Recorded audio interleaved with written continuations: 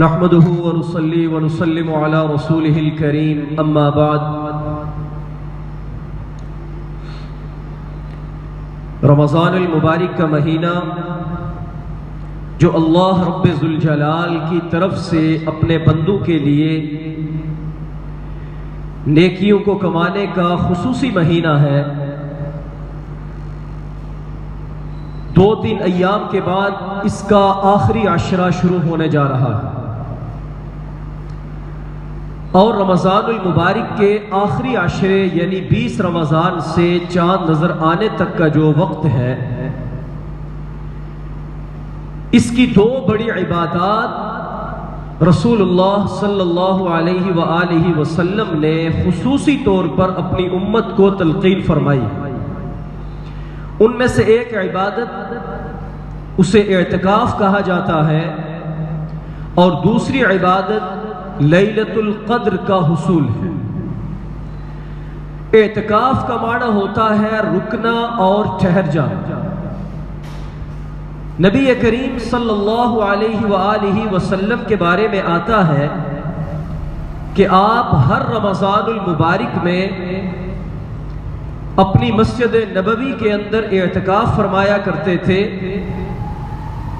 یہاں تک کہ اللہ تعالیٰ نے آپ کو وفات دے دی۔ پھر نبی کریم صلی اللہ علیہ وآلہ وسلم کی ازواج مطہرات وہ اعتکاف فرمایا کرتی تھی۔ اللہ کے نبی علیہ السلام نے فرمایا کہ جب آدمی اللہ رب العزت کے گھر میں اعتکاف کی نیت سے رک جاتا ہے، ٹھہر جاتا ہے، تو اللہ تعالیٰ اس کا سارا وقت وہ ثواب میں لکھتے ہیں۔ اور اعتکاف میں ہونے کی وجہ سے چونکہ وہ مسجد سے باہر نہیں نکل سکتا، تو باہر کے جتنے نیک اعمال ہیں اللہ تعالیٰ ان کا اجر بھی اس کا نامہ اعمال میں لکھتے رہتے ہیں۔ باہر کے نیک اعمال کا مطلب یہ ہے کہ چونکہ انسان اعتکاف کی حالت میں مسجد کے اندر رک جاتا ہے اور مسجد کی حدود سے باہر نہیں جا سکتا، اب باہر کوئی جنازہ ہو گیا تو جنازہ پڑھنے کا ثواب، باہر کوئی بھی نیک عمل ہے، کسی بیمار کی بیمار پرسی کے لیے جانا ہے تو اس کا ثواب، کسی کے کام آنا ہے تو اس کا ثواب، غرض جتنے بھی انسان کے باہر کے نیک کام ہوتے ہیں اللہ تعالیٰ ان کا ثواب بھی اس معتکف کو یعنی مسجد میں رکے ہوئے شخص کو عطا فرماتے رہتے ہیں۔ اعتکاف یہ ہے کہ انسان 20 رمضان المبارک کے غروب آفتاب سے پہلے اس نیت کے ساتھ اللہ رب العزت کے گھر میں آ کر رک جائے کہ میں یہاں سنت اعتکاف کرنے کی نیت سے آیا، اور اس کے بعد پھر وہ عید الفطر کا چاند نظر آنے تک مسجد سے باہر نہ جائے۔ اسے سنت اعتکاف کہتے ہیں۔ ویسے اعتکاف کی 3 قسمیں ہیں، ایک اعتکاف واجب ہے، دوسرا اعتکاف سنت ہے، اور تیسرا اعتکاف مستحب ہے۔ اعتکاف واجب یہ ہے کہ انسان پورے سال میں کبھی بھی یہ ارادہ کر لے، جس کو ہم منت مانگنا کہتے ہیں، کہ اگر میرا فلاں کام ہو گیا تو میں اللہ رب العزت کے لیے اتنے دن کا اعتکاف کروں گا۔ 1 دن کر لے، 10 دن، 20 دن، جتنی وہ منت مان لے، اگر وہ اس کا کام ہو جائے تو اتنے دن کا اعتکاف کرنا اس کے ذمہ واجب اور ضروری ہو جاتا ہے۔ یا انسان کسی کام کی نیت نہ کرے بلکہ مطلقاً کہے کہ میں ہر مہینے میں 3 دن اللہ کے راستے میں اس کے گھر اعتکاف کروں، تو یہ اعتکاف بھی اس کے ذمہ واجب ہو جاتا ہے۔ دوسری قسم ہے اعتکاف سنت، جس کا تعلق رمضان کے ساتھ ہے، جو ایک بستی کے مسلمانوں میں سے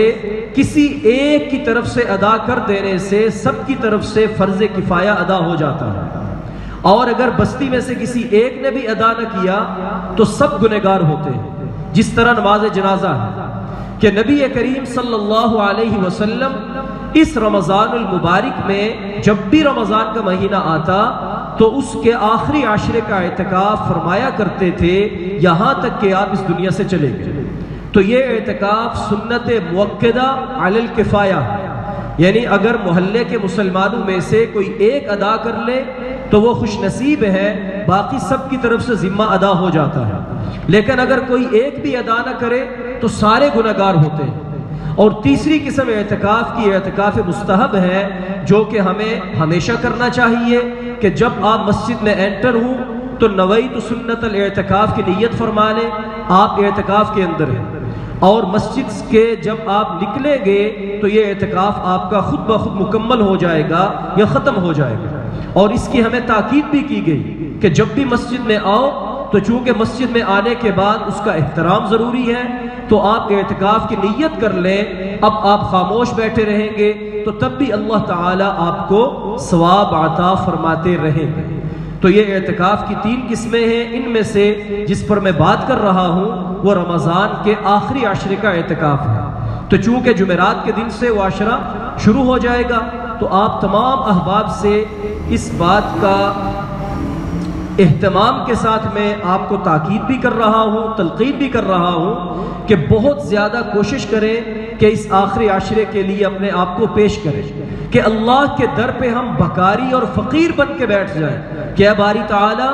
آپ کے رمضان کا آخری عشرہ شروع ہے اور یہ جہنم سے آزادی کا عشرہ ہے، میں اس لیے یہاں بیٹھ گیا ہوں کہ آپ میری زندگی کے تمام گناہوں کو معاف فرمائیں اور میری جہنم سے آزادی لکھ دیں۔